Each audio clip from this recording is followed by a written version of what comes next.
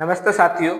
आज हम देखेंगे पर्यायवाची शब्द। अब पर्यायवाची शब्द को कितना भी रट लो, बहुत से पर्यायवाची है, हजारों पर्यायवाची, उनको तो याद नहीं कर सकते। इसलिए किसी भी शब्द के दो तरीके से पर्यायवाची हो सकते हैं, या तो रूढ़ शब्द हो सकता है या फिर योग रूढ़ हो सकता है। तो किसी के भी पर्यायवाची याद रखना है तो उसके हमें गुण पता होना चाहिए, तो जिससे हम उसके पर्यायवाची याद ना करें बल्कि उसके पर्यायवाची हम बना सके। अगर हम खुद ही बनाएंगे पर्यायवाची तो हमको आसानी से वो याद रहेंगे और बहुत लंबे समय तक के याद रहेंगे। अब देखेंगे जैसे कि रूढ़ शब्द क्या, जैसे सर, ये किसका पर्यायवाची है? यह है बाण का। अब इसमें तो ऐसा कुछ है नहीं कि इसको करा जाए, मतलब इसको याद ही रखना पड़ेगा। और ये है योग रूढ़ शब्द, जैसे दो शब्द से मिलकर बना है। ये बना है पंच और सर से। अब हमको पता है कि सर किसका होता है? बाण का होता है। पंच मतलब संख्या होती है, तो 5 बाण जिसके पास है वो कौन है? तो वो है कामदेव। तो इस प्रकार से हमने कामदेव का याद कर लिया। तो हमको गुण अगर पता रहेंगे तो हम उसके पर्यायवाची बना पाएंगे, हमको याद करने की जरूरत नहीं पड़ेगी। अब देखिए, जैसे कि कोई भी शब्द है हमारे पास में, हम हाथी लेते हैं।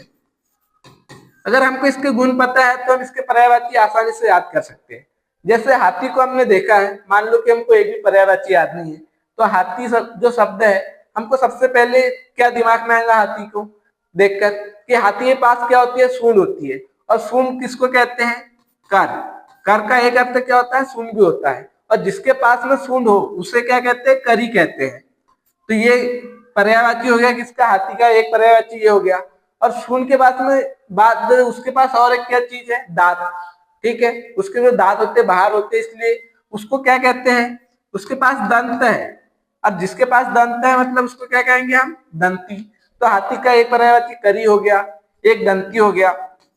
और एक क्या हो जाएगा? एक होता है मतंग, एक होता है गयान। ये दोनों क्यों है? क्योंकि वो मस्ती में चलता है ना, अपने मस्ती में चलता है, इसलिए मतंग और गैज भी कहा जाता है उसको। और एक चीज क्या है कि हाथी कहाँ रहता है? जंगल में रहने के कारण उसको क्या कहते हैं? कुंजर। उसका एक पर्यायवाची क्या हो गया? कुंजर भी हो गया। और एक चीज क्या है हाथी की? एक विशेषता यह है कि वो सबसे पहले पानी पीता है, तो सूंड में पानी भरता है अपनी, उसके बाद में फिर मुंह में पानी पीता है। तो देखिए वो 2 बार पानी पीता है ना, एक बार सूंड में और फिर मुंह से पानी पीता है। तो 2 बार पानी पीने के कारण उसको क्या कहते हैं? उसको कहते हैं द्वीप। तो अगर हमको किसी भी शब्द के अगर गुण पता है तो हम उसके पर्यायवाची बना सकते हैं। जैसे हाथी का हो गया, और जैसे कामदेव के हमारे पास में और भी पर्यायवाची हो सकते हैं। कामदेव मतलब ये मन में जन्म लेता है, इसलिए उससे क्या कहते हैं? मनोज कहते हैं। क्योंकि ये किससे बना है? यह है मना प्लस ज, इसमें क्या है? विसर्ग संधि है, तो मनोज भी कहते हैं उसको। और किसका पति है कामदेव? रति का पति है, तो उसको रतिपति कहेंगे या फिर रतिनाथ कहेंगे। तो ये क्या है? ये तो योग रूढ़ शब्द है। नाथ, पति, ये किसका हो गया? एक की पर्यायवाची हो गया। अरे रति हो गया। ठीक है, वैसे कामदेव के और भी पर्यायवाची क्या हो सकते हैं हमारे पास में? इसका जो धनुष होता है वो किसका होता है? पुष्प का होता है, तो इसको पुष्प धनवा भी कहते हैं। और जो कामदेव का ध्वज होता है उस पे किसका चित्र होता है? मछली का। तो आप ध्वज के चित्र के साथ में किसके पर्यायवाची जोड़ सकते हैं? ध्वज और मछली, है ना, मतलब कि मीन। अगर दोनों के हम जोड़ देंगे तो किसके पर्यायवाची बनेंगे? वो कामदेव के बनेंगे। तो आपको पर्यायवाची को रखना नहीं है, इसी प्रकार उनके गुणों के आधार पर उनकी पर्यायवाची याद करना है और एक दूसरे को जोड़ते हुए चलना है। जैसे कामदेव, कामदेव के पर्यायवाची से हमको ध्वज के भी याद हो जाएंगे, मीन के भी याद हो जाएंगे। तो इसी प्रकार से आपको याद करना है। अब देखेंगे आगे पर्यायवाची के कुछ शब्द है हमारे पास में। देखिए, ये तो पर्यायवाची जो पुत्र और पुत्री के है, ये परीक्षा में मान लो कि आ भी सकते, बहुत कम चांस है, लेकिन इनको पढ़ना क्यों जरूरी है? क्योंकि इनके अगर हमको याद रहेंगे तो हम आगे जो पर्यायवाची पढ़ेंगे वो आसानी से याद कर सकते हैं, पहचान सकते हैं। जैसे कोई भी शब्द है, जैसे अर्कज है, तो आपको याद रखना है कि अगर अगर ज है तो ये क्या होगा? जन्म लेने वाला। जैसे जन्म लेने वाला मतलब कि अर्क किसका पर्यायवाची होता है? सूर्य का होता है। जो सूर्य से जन्मा हो मतलब कि सूर्य का पुत्र। अगर ज है तो पुत्र के रूप में आएगा, और जा है तो वहां पे पुत्री आ जाएगा। ये चीज आपको याद रखना है। देखिए अर्कज और अर्कजा, तो अर्क तो सूर्य को कहते हैं, लेकिन अर्कज किसको कहेंगे? जो सूर्य का पुत्र हो। सूर्य का पुत्र कौन है? तो यम को सूर्य का पुत्र माना जाता है। तो ये अर्कज किसका हो गया? यम का हो गया। और अर्कजा किसका हो जाएगा? या मतलब सूर्य की पुत्री। सूर्य की पुत्री किसको कहा जाता है? तो यमुना को कहा जाता है। इसलिए हमको ये इनके याद रखना है। जैसे और क्या हो सकता है इसका? ये बन सकता है जैसे सूर्यपुत्री। सूर्यपुत्री तो ये किसका हो जाएगा? ये हो जाएगा आपका यमुना नदी का पर्यायवाची हो जाएगा। तो अगर आप सूर्य के और पुत्र के या फिर सूर्य और पुत्री के अगर पर्यायवाची आप जोड़ते हो तो आपको मिल जाएंगे यम के और यमुना के पर्यायवाची। इसलिए आपको पुत्र और पुत्री के पर्यायवाची पढ़ना है। तो देखेंगे पुत्र के क्या होते हैं? आत्मज कहा जाता है, पुत कहा जाता है, सूद भी कहते हैं, बेटा भी, तनुज भी।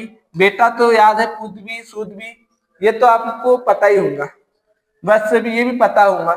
हमको कौन कौन से याद करना है? आत्मज को याद रखना है, तनुज को याद रखना है, नंदन को याद रखना है, तनय को, वत्स को। अब पुत्री के कैसे? आत्मज, ये जा है मतलब पुत्र है, और जा आ गया मतलब पुत्री। तो आत्मजा किसका पर्यायवाची है? पुत्री का। वही सूता किसका हो जाएगा? पुत्री का। बेटी तनुजा, जैसे तनुज है तो पुत्र का हो जाएगा, तनुजा पुत्री का। वही दुहिता भी होता है, पुत्री का क्या होता है? एक दुहिता भी होता है, और तनया भी हो जाएगा। तो इस प्रकार से इसके हो गए। अब बाकी आगे देखेंगे हम। देखिए यहाँ पे हम पानी के पर्यायवाची से समुद्र के, बादल के और कमल के याद कर सकते हैं बहुत आसान तरीके से। आपको एक चीज याद रखना है, समुद्र अगर धा है, धी मतलब कि इसका अर्थ क्या हो जाएगा? धारण करने वाला,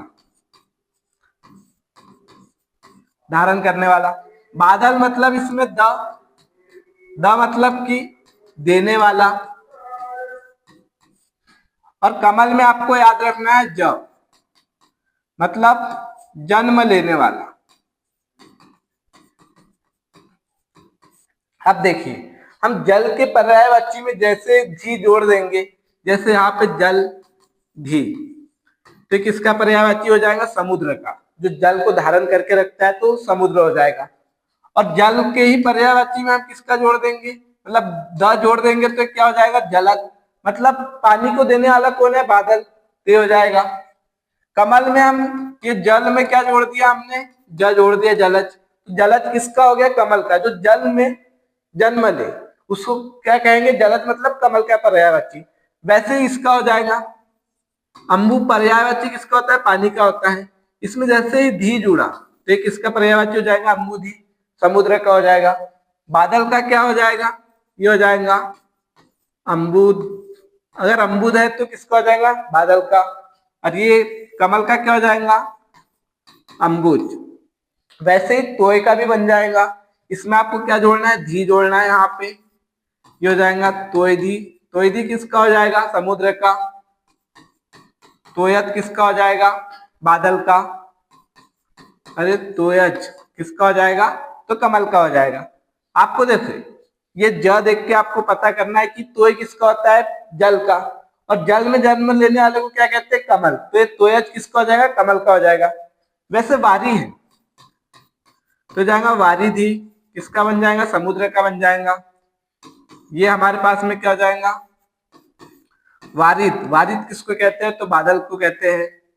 हो जाएगा वारिद, किसका बन जाएगा? कमल का बन जाएगा।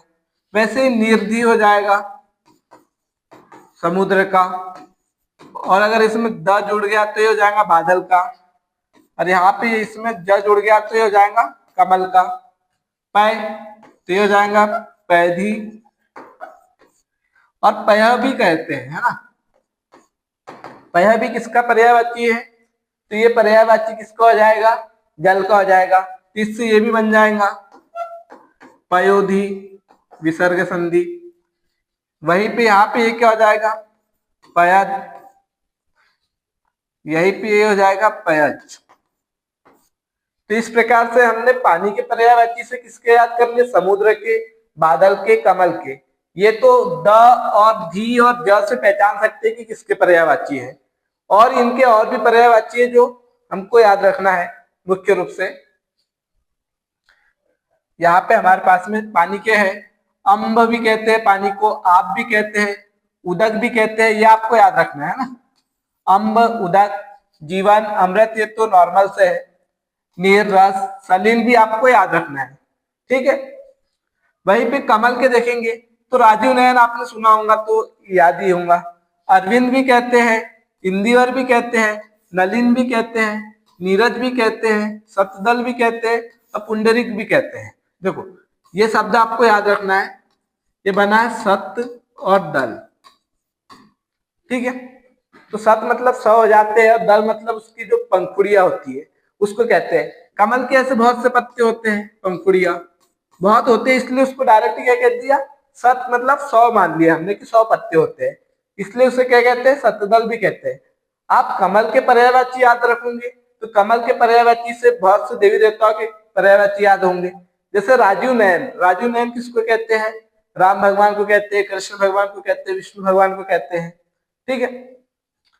अब देखें समुद्र, समुद्र के उदधी, ये धी मतलब धारण करने वाला, इससे आप याद रख लोगे।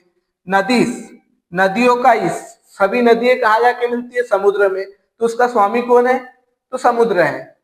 वही पारावार, ये भी वही हो जाएगा, समुद्र। रत्नाकर, रत्नों को रखने वाला, सागर, सिंधु। अब देखें बादल के तो घन है, मेघा है, अंबर है, ये तो याद ही होगा। अंबुधर, अंबु मतलब पानी को धारण करने वाला, घटा भी कहते हैं, वारीनाथ भी कहते हैं, ठीक है। अब्र भी कहते हैं, ये आपको याद रखना, अब्र, अभ्र और नवगज और नवदीप, ठीक है। ये मुख्य रूप से आपको याद रखना है। आगे और देखेंगे हम पर्यायवाची। अभी मैं आपको जो पर्यायवाची बता रहा हूं वो जरूरी क्यों है कि आगे जो हम पर्यायवाची पढ़ेंगे देवी देवताओं के या फिर पर्वत के, पहाड़ के और जानवरों के जो पढ़ेंगे उसमें हमको कहीं ना कहीं इसकी आवश्यकता पड़ेगी, इसलिए हमको ये पहले पढ़ना है। अब देखेंगे राजा के, नरपति कहते हैं, नरेंद्र कहते हैं, नरेश कहते हैं, नृप कहते हैं, भूप कहते हैं, भूपाल कहते हैं, महीप कहते हैं ना। भूपाल मतलब भूमि का पालन करने वाले को राजा कहते हैं।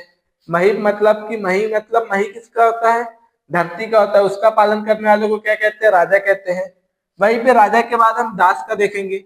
हमको देखिए राजा दास ऐसे अल्टरनेट अगर हम पढ़ेंगे, कनेक्ट करते हो तो याद रहेंगे। तो परिचालक, ये क्यों कहते हैं, क्योंकि पहले के समय जो दास थे वो अपने जो राजा था है ना उसके पीछे चलते थे। किंकर भी कहते हैं, भृत्य कहते हैं, नौकर कहते हैं, सेवक कहते हैं, अनुचर पीछे चलने के कारण उसे अनुचर भी कहा जाता था। ये हो गया हमारे पास में। और आगे देखेंगे मित्र, मित्र का क्या हो जाता है, सखा होता है, दोस्त होता है, मित्र होता है, ये तो पता ही है हमको। आपको याद रखना है सपक्ष, सहचर और सहृदय, ये तीन आपको याद रखना है। शत्रु का देखेंगे, जो मित्र ना हो अमित्र हो जाएगा, अराती हो जाएगा, अरि हो जाएगा। आपको अरि शब्द याद रखना है क्योंकि बहुत से शब्दों में ये हमको देखने को मिलेगा, जैसे कि मुरारी। अब मुरारी किसका होता है, ये होता है कृष्ण का। अब देखो शब्द से तो हमको ऐसा लगता है मुरारी क्यों कहते हैं कृष्ण को, क्यों मुरली बजाते होंगे इसलिए मुरारी कहते हैं, लेकिन यहाँ पे इसको हम अच्छे से देखें तो ये किससे मिलकर बना है, ये बना है मूर प्लस अरि से। जो मूर नाम का राक्षस था उसके जो शत्रु है मतलब कृष्ण, कृष्ण ने मूर राक्षस को क्या किया था, उसका वध किया था, इसलिए उसे क्या कहते हैं, मुरारी कहते हैं। तो इस प्रकार से हमको शत्रु के याद रखना है। दुश्मन हो जाएगा, बैरी हो जाएगा, बैरी भी याद रखना है आपको। और रिपु,